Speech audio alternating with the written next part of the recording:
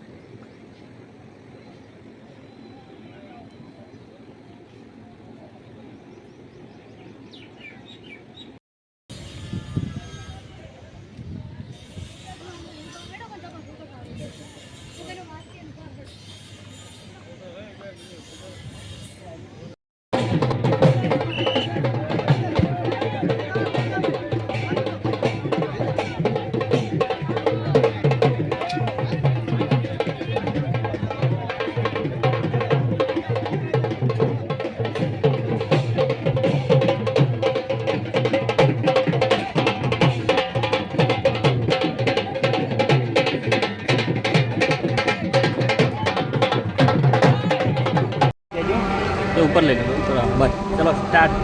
काका अपने नाम से तुम क्या काम किया है? जोर कर जाऊँ भाई, जोर कर जाऊँ। नाम केशव है। શું નામ કેશવભાઈ? કેવું માહોલ લાગે છે? અરે અહીંયા તો માહોલ લાગે આવું તો મેં કોઈ દી જોયું નથી। મારે 60 વર્ષ ઉંમર છે, આવું નથી જોયું।